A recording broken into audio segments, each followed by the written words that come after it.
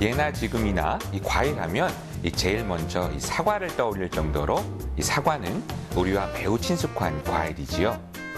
아오리, 홍로, 이 부사 등 이 수확 시기에 따라 매우 다양한 품종을 자랑하지만 특히 10월 중순에 수확하는 이 부사가 제일 맛이 좋아서 10월을 사과의 제철로 꼽고 있습니다. 이 황금빛의 사과부터 이 세대별 입맛을 고려한 사과까지 이 가을 햇살에 이 알알이 익어가는 사과밭으로 여러분을 안내합니다. 사과 같은 내 얼굴 이쁘기도 하지요. 새콤달콤한 맛과 예쁜 빛깔을 자랑하는 과일의 왕 사과. 가을 사과는 약사과라는 말이 있을 정도로 그 맛과 품질이 가장 좋다고 합니다. 그 이유는 풍부한 일조량과 밤낮의 온도차가 크기 때문인데요. 사과는 품종에 따라 여름부터 초겨울까지 쭉 수확이 가능한데요.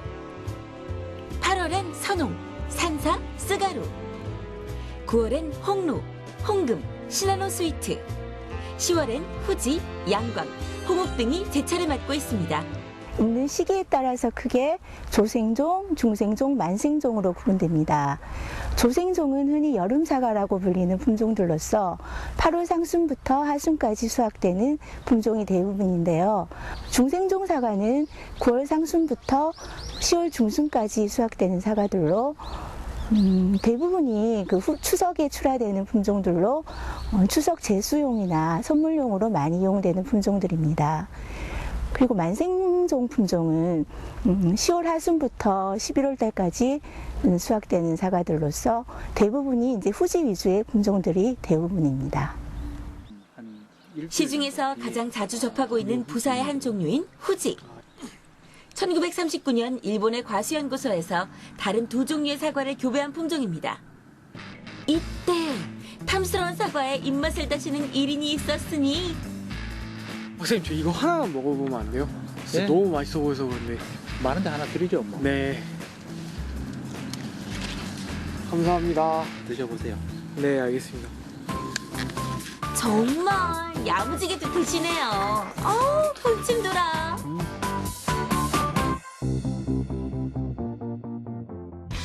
붉은 빛이 유독 진한 이 사과의 이름은 아리수. 기온이 높은 지역에서도 재배가 쉬운 것이 특징인데요.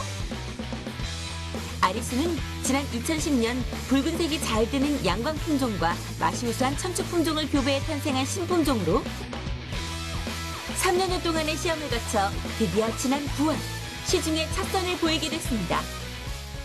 9월 초에 농민들을 대상으로 평가를 하였을 때 반응은 가히 폭발적이었습니다. 그래서 내년에 판매되는 묘목이 벌써 매진된 걸로 알고 있습니다. 사과가 빨간색이란 편견을 버려라! 아직은 연두빛을 띠고 있지만 얼마 후면 노란색으로 익게 될 왕림 품종입니다. 이것은 왕림과 같이 노란색을 자랑하는 또 다른 품종, 황옥인데요. 얼핏 배처럼 보이기도 하죠? 황옥은 크기가 작아 급식용이나 나들이용으로 적합한 품종이고요. 또 다른 황색 사과, 그린볼도 있습니다. 먹어보겠습니다. 네.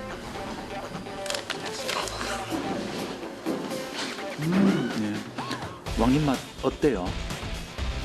확실히 왕림은 빨간 사과만큼 이렇게 달콤하기도 한데 뭔가 부드러운 맛이 또 있는 것 같아요. 그렇다면 그린볼은 어떨까요?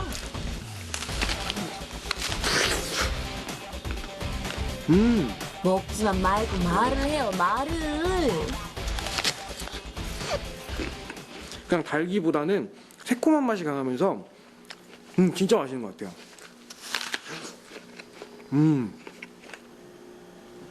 황색 사과의 장점이 뭔가요?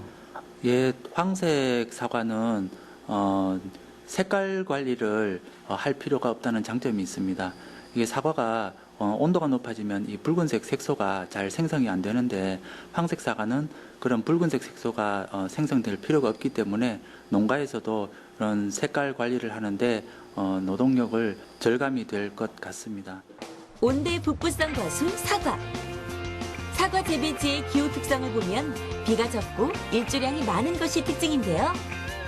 우리나라의 경우 사과 재배지가 과거 대구 인근에서 경기도 및 강원도로 그 면적이 점점 넓어지고 있습니다.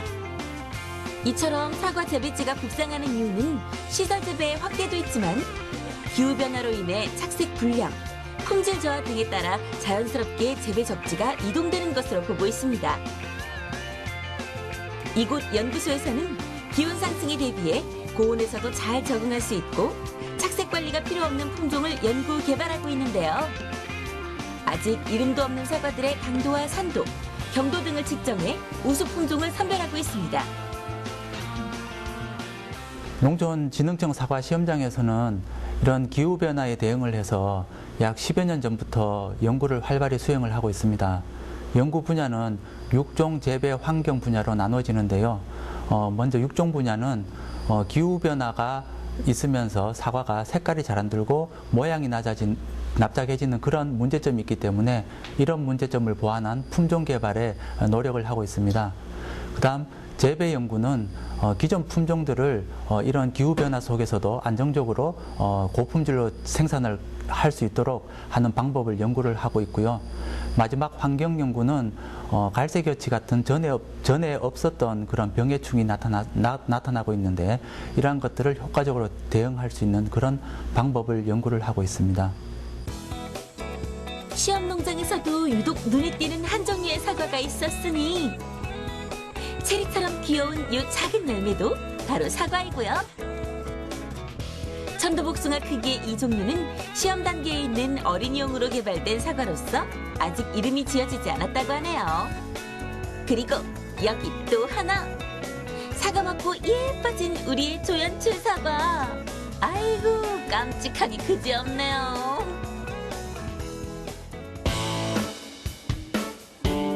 사과는 그대로 즐겨도 맛있지만 최근엔 다양한 방법으로 젊은이들의 입맛을 사고 있습니다. 선생님 이게 뭔가요? 네, 사과의 달콤한 시럽과 여러 가지 토핑들을 묻힌 카라멜 애플입니다.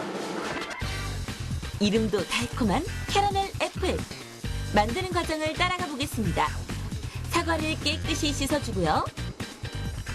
사과 가운데에 막대기를 꽂은 후 캐러멜 시럽 속으로 풍덩! 사과 껍질에 캐러멜이 잘 달라붙을 수 있도록 골고루 묻힌 후 10분간 말려줍니다. 여기에 초콜릿, 견과류 등 입맛에 맞는 여러 가지 토핑을 더해주면 캐러멜 애플 완성! 사과의 새콤함과 청량감, 그리고 겉에 쌓인 달콤한 재료들이 조화를 이룬 이색 사과 디저트가 탄생했습니다. 사과를 품은 캐러멜, 그 맛이 무척 궁금한데요.